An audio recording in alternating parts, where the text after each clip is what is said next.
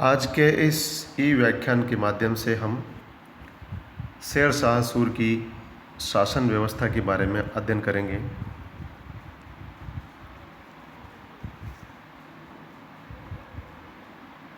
शेर शाह सूर ने हुमायूं को परास्त करके उसने भारत में मुग़ल शक्ति को जड़ से उखाड़ फेंका और अफ़गानों की शक्ति में वृद्धि की। यद्यपि उसने केवल 5 वर्ष ही शासन किया, किंतु अपने अल्प शासन के दौरान उसने भारत को ऐसी शासन व्यवस्था प्रदान की जिसका कि आगे आने वाले अनेक सम्राटों ने अनुसरण किया। तो आइए इस ई व्याख्यान के माध्यम से हम उसकी शासन व्यवस्था की विशेषताओं के बारे में अध्ययन करते हैं। सबसे पहले हम बात करते हैं उसके केंद्रीय शासन की, जिसमें सुल्तान का पद सर्वोच्च होता था। सुल्तान ही शासन का सर्वेसर्वा होता था। शासन की समस्त शक्तियाँ उसी में निहित थी। शासन व्यवस्था को सुचारू रूप से चलाने के लिए मंत्रियों की भी व्यवस्था की जाती थी, किंतु इन मंत्रियों के अधिकार अत्यंत ही सीमित थे। शेर शाह ने यद्यपि मंत्रियों को विस्तृत अधिकार प्रदान नहीं किए थे, किंतु फिर भी शासन सुविधा की दृष्टि से शेर शाह ने सल्तनत शासन व्यवस्था के आधार पर 4 मंत्री विभाग निर्मित किए थे, जिनमें सबसे पहला आता है दीवान ए वजारत। यह विभाग अर्थव्यवस्था और लगान का प्रधान था। इसका मुख्य काम राज्य की आय और व्यय की देखभाल करना था, दीवान ए वजारत की। दूसरा है दीवान ए आरिज, जो कि सेना का संगठन, भर्ती, रसद, शिक्षा और नियंत्रण की देखभाल करने वाले मंत्री को दीवान ए आरिज अथवा आरिद ए मुबालिक कहा जाता था। यद्यपि यह मंत्री सेना की पूर्ण व्यवस्था करता था, किंतु वह सेना का सेनापति नहीं होता था। इसके बाद आता है दीवान ए रसालत, जो कि विदेश संबंधी सभी मामलों का उत्तरदायित्व इसी मंत्री का होता था। कभी कभी यह राज्य की ओर दिए गए दान की भी देखभाल करता था। इसके बाद में आता है दीवान ए इंशा। यह सुल्तान के आदेशों की घोषणा, उनको लिखना तथा लेखा करता था। राज्य के विभिन्न भागों से पत्र व्यवहार करना इसी मंत्री का कार्य था। Doctor A.L. श्रीवास्तव के अनुसार दीवान ए वरीद एवं दीवान ए कजा 2 अन्य मंत्री भी होते थे, जिसमें दीवान ए वरीद जो था वह राज्य की डाक व्यवस्था एवं गुप्तचर विभाग की देखभाल किया करता था, जबकि दीवान ए कजा सुल्तान के पश्चात यह राज्य के मुख्य न्यायाधीश के रूप में कार्य करता था। तो इस प्रकार की शेर शाह सूरी के द्वारा केंद्रीय शासन की व्यवस्था की गई थी, जिसमें सुल्तान का पद सर्वेसर्वा और उसके बाद उसके मंत्री मुख्य भूमिका निभाते थे शासन में। दूसरे नंबर पे आता है इसका प्रांतीय शासन, जिसमें सबसे पहले हम बात करते हैं सूबा या इक्ता की। शेर शाह के प्रांतीय शासन के संबंध में अति अल्प जानकारी प्राप्त होती है। सूबा या इक्ता के संबंध में विद्वानों के अलग अलग मत हैं। Doctor A.B. पांडे के अनुसार जिन राज्यों को शासन करने के लिए स्वतंत्रता दे दी थी उन्हें सूबा या इक्ता कहा जाता था। सूबे का प्रधान हाकिम, अमीन अथवा फौजदार होता था। पंजाब के हाकिम हैबत खान को मनशद ए आलम की उपाधि दी गई थी। इसके बाद हम बात करते हैं सरकार की। शासन सुविधा की दृष्टि से प्रत्येक इक्ता अथवा सूबे को सरकारों में बांटा जाता था। सरकार के 2 प्रमुख अधिकारी होते थे, शिकदार ए शिकदारा। यह सैन्य अधिकारी होता था, जिसका मुख्य कार्य शांति स्थापित करना तथा अधीन शिकदारों के कार्य की देखभाल करना था। जबकि दूसरा था मुंसिफ ए मुंसिफा। इसका मुख्य कार्य दीवानी मुकदमों का फैसला करना तथा अधीन मुंसिफों के कार्यों की देखभाल करना था। तो इस प्रकार से सरकार को जो है दो प्रमुख अधिकारी वाले विभागों में बांटा गया है। इसके बाद में आता है परगना। सरकार कई परगनों में विभाजित होती थी।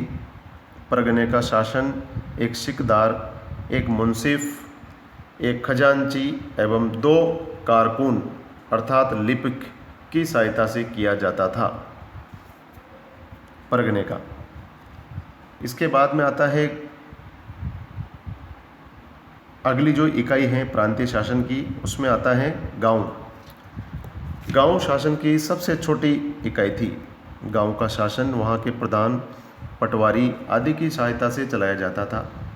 गांव में एक पंचायत होती थी जो गांव की सुरक्षा, चिकित्सा, शिक्षा एवं सफाई आदि का प्रबंध रखती थी। गांव के प्रत्येक अधिकारी अपने कर्तव्यों का पालन करते थे। कर्तव्य पालन न करने अथवा अपने काम के प्रति लापरवाही बरतने के लिए दंडित किया जाता था।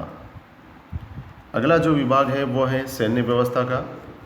शेर शाह ने एक शक्तिशाली एवं अनुशासित सेना की व्यवस्था की थी। उसकी सेना में अधिकतर अफगान सैनिक होते थे। उसके सैनिक शिक्षा की समुचित व्यवस्था की थी। सेना का प्रत्येक भाग एक फौजदार के अधीन होता था। शेर शाह ने घोड़े दागने की प्रथा को पुनः चलाया। साधारणतः शेर शाह सैनिकों से उदार व्यवहार करता था, किंतु अनुशासन भंग किए जाने पर वह उन्हें कठोर दंड भी दिया करता था। इसके बाद में आता है पुलिस एवं गुप्तचर विभाग। शेर शाह ने आंतरिक शांति व्यवस्था स्थापित करने के उद्देश्य से एक सुव्यवस्थित पुलिस विभाग की स्थापना की। शांति व्यवस्था का उत्तरदायित्व सिखों में प्रधान सिकदार, परगनों में सिकदार तथा गांवों में मुकद्दम का था। षड्यंत्रों से बचने तथा राज्य की प्रत्येक जानकारी के लिए उसने अत्यंत सुसंगठित एवं सुव्यवस्थित गुप्तचर विभाग की स्थापना की थी। इसके बाद में आता है न्याय व्यवस्था। शेर शाह की न्याय व्यवस्था उच्च कोटि की थी। अपराधी चाहे जिस वर्ग का हो, उसे अपराध के अनुसार ही दंड दिया जाता था। फौजदारी मुकदमों का फैसला सिकदारे सिकदारा तथा दीवानी संबंधी मुकदमों का फैसला मुंसिफे मुंसिफा द्वारा किया जाता था। शेर शाह स्वयं भी मुकदमों की सुनवाई तथा फैसला करता था। अगला जो कड़ी है प्रांतीय शासन से संबंधित, उसी में है मुद्रा में सुधार। शेर शाह ने सोने, चांदी तथा तांबे की अत्यंत ही सुंदर मुद्राएं चलाई, जिनका अनुकरण मुगल सम्राटों द्वारा किया गया। अपनी मुद्राओं पर उसने हिंदू एवं फारसी दोनों भाषाओं में बादशाह का नाम खुदवाया। मुद्रा को आवश्यकता अनुसार ढालने के लिए 23 टकसालों की व्यवस्था की, जबकि हुमायूं के काल में केवल 7 टकसालें थी। उसके द्वारा प्रचलित की गई तांबे की मुद्रा कालांतर में दाम के नाम से प्रसिद्ध हुई। आगे हम बात करते हैं शेर शाह के शासनकाल में भूमि व्यवस्था की। शेर शाह द्वारा स्थापित भूमि व्यवस्था अत्यंत ही उच्च कोटि की थी। अनेक इतिहासकारों का मत है कि इसकी भूमि व्यवस्था का अनुकरण अनेक मुगल सम्राटों द्वारा किया गया। भूमि व्यवस्था में उसने अनेक सुधार किए। भूमि का उत्पादकता के आधार पर उत्तम, मध्यम व निकृष्ट श्रेणी में वर्गीकरण किया। 3 श्रेणियों में इसका वर्गीकरण किया, उत्तम, मध्यम तथा निकृष्ट।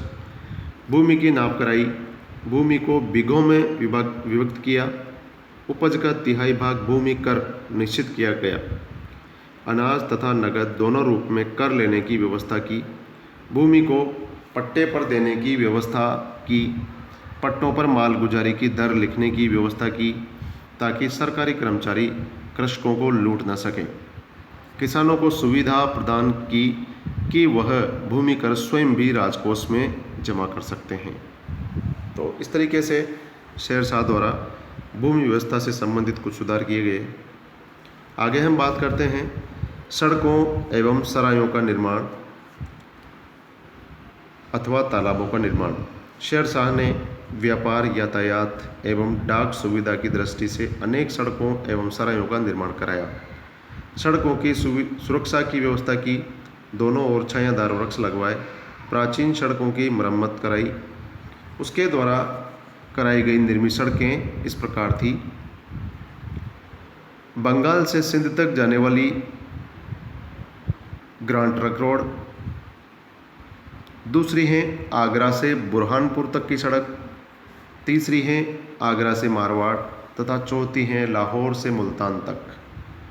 शेरशाह ने लगभग 1700 सरायों का निर्माण कराया, जिनमें हिंदू तथा मुसलमान के ठहरने का अलग अलग तथा उत्तम प्रबंध था। इन सरायों की देखभाल सिकदार द्वारा की जाती थी। आगे हम बात करते हैं शिक्षा व्यवस्था की, जिसमें अनेक पाठशालाओं को आर्थिक सहायता प्रदान की शेरशाह सूर के द्वारा। प्रत्येक मस्जिद में उसने मकतबों की स्थापना कराई, उच्च शिक्षा को प्रोत्साहन दिया, निर्धन छात्रों के लिए छात्रवृत्ति की व्यवस्था की। मकतबों में मौलवी द्वारा बच्चों को अरबी एवं भाषा की शिक्षा दी जाती थी। इसके बाद हम बात करते हैं दानशाला एवं औषधालय की। उसने अनेक दानशालाओं एवं औषधालयों का निर्माण कराया। उसके काल में सरकारी भोजनालय का प्रतिदिन का व्यय 500 असरफी था। आगे हम बात करते हैं साहित्य, कला एवं भवन की। शेरशाह के शासनकाल में विद्या, साहित्य, कला एवं भवन निर्माण के क्षेत्र में बहुत उन्नति हुई। इसी के शासनकाल में मलिक मोहम्मद जायसी ने पद्मावत की रचना की। अनेक इमारतों का, जैसे कि रोहतासगढ़ का दुर्ग, सहसराम का मकबरा आदि उसकी श्रेष्ठ इमारतें थीं। उसने कन्नौज नगर को बर्बाद करके शेरशूर नामक नगर की स्थापना की। तो इस तरीके से आज के इस ई व्याख्यान के माध्यम से हमने शेरशाह सूरी के केंद्रीय शासन और प्रांतीय शासन तथा उसके द्वारा किए गए अन्य जो सुधार थे उनके बारे में अध्ययन किया। धन्यवाद।